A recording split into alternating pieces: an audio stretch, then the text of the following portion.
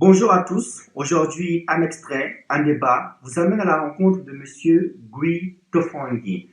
Il est d'origine ivoirienne et résident ici au Sénégal. Ce haut cadre de la fonction publique internationale est un féru de la littérature francophone puisqu'il a déjà écrit dans pratiquement plusieurs genres littéraires. L'ouvrage que je décide de vous faire découvrir aujourd'hui s'intitule La tanière des secrets, a été publié chez l'Harmattan Sénégal en 2019. Mais l'auteur n'en est pas à son premier coup d'essai, puisqu'il a publié Chant de mille poèmes en 2016, il a publié Khadija, roman en 2017, et Sur l'autel des ambitions en 2018, paru chez Cercle Média. Mais revenons-en au fait, la tanière des secrets. Comme son nom l'indique, c'est dans les secrets d'un corps que l'auteur va tromper sa plume, fouiller, creuser pour faire apparaître à la lumière du jour des tares de nos sociétés africaines contemporaines.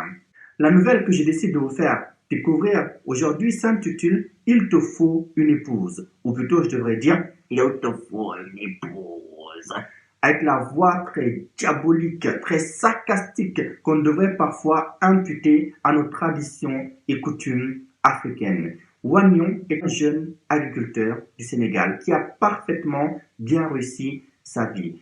Après le décès de sa première femme, sa famille l'oblige à convoler avec une deuxième épouse. Mais seulement, Wagnon avait un secret qu'il partageait profondément avec sa première femme, qu'il connaissait pieuse et respectueuse. Mais malheureusement, connaissant la deuxième femme à qui on souhaite le mettre en mariage, Wagnon décide de mettre un terme à sa vie pour préserver un secret. Une histoire très douloureuse qui nous plonge dans un mal de la société africaine contemporaine qui est l'impuissance masculine. Je vais vous faire découvrir deux extraits car l'un va justifier l'autre.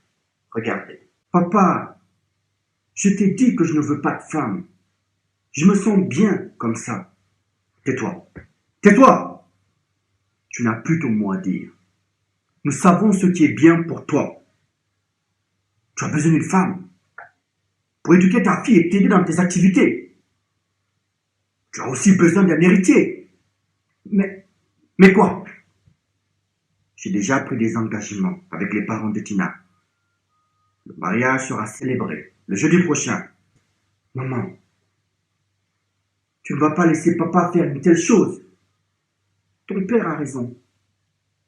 Tu dois épouser Tina. Elle est belle, respectueuse et travailleuse. Auprès d'elle, tu retrouveras rapidement le bonheur, mon fils. Tu auras aussi un héritier. Écoute, Wagnon. Tina n'est toujours pas mariée. Je pense que vous êtes nés pour vivre ensemble. Il faut savoir entendre les voix du destin, mon fils. Vous êtes certainement faits l'un pour l'autre. Je comprends que tu es méfipo, mais ce n'est pas une raison pour rester seul. Il te faut une épouse. Oui, écoute ton père. Il te faut une épouse. Ça, c'est le premier extrait qui va venir expliquer la décision irréversible que va prendre Wagnon. Regardez. Cher papa, quand tu tiendras cette lettre, sache que je ne suis plus de ce monde. Cette nuit, j'ai choisi de mettre exécutoire un projet qui me taraude l'esprit depuis quelques jours, suite à la décision de maman et toi de m'imposer un second mariage. Dès ce matin, vous retrouverez mon corps qui flotte sur le lac du village. Comme le veut la coutume qui prive les personnes suicidées du cimetière, enterrez-moi négligemment sur le lieu de ma forfaiture. Je sais le tort que je vous cause, au moment où tout le monde est mobilisé pour la fête. Je sais aussi que l'on me traitera de lâche, de vaurien et de beaucoup d'autres choses encore. De toute manière, je ne serai plus là pour les entendre. Crois-moi, c'est un moindre mal que je disparaisse, car, aménagé dans ce nouveau mariage, l'humiliation a été plus grande pour moi et pour notre famille. En effet, je porte un lourd secret qui se serait découvert, et ils auraient été la risée de tous dans la région. Papa, la réalité est que je ne suis pas un homme. Je n'ai jamais été un homme. Je suis impuissant et stérile. Je ne suis donc pas capable d'avoir une vraie relation sexuelle avec une femme. Depuis que j'étais étudiant, j'ai rencontré de nombreux médecins spécialistes. Leurs diagnostics se sont rejoints et ont été sans appel. Je suis malade et mon cas est irréversible. J'ai longtemps souffert de cette situation avilissante. Les filles me trouvaient beau et me draguaient, puisqu'elles n'obtenaient pas gain de cause, et racontaient sur le campus universitaire mon attitude étrange avec la gente féminine. Interpellé sur la question par mes amis, je brandissais le motif des études pour avoir la tête haute. Pas question de m'embrouiller avec une fille avant l'obtention de mon diplôme, leur disais-je. Évidemment, je mentais. Je trouvais que ces étudiantes qui me courent après étaient attirantes. J'aurais bien voulu faire comme tous les garçons de mon âge, en me tapant ces belles filles les unes après les autres. Hélas, je savais qu'à cette allure, on finirait par me traiter de gay. C'est probablement cette raison qui m'a poussé à me réfugier au village, pour espérer y trouver un remède. Mais lorsque j'ai entendu tout ce qui se raconte dans les cabarets de Kaha à propos des hommes impuissants ou stériles, je n'ai pas eu le courage et l'audace de parler de mon mal. Je vivais avec, j'en souffrais.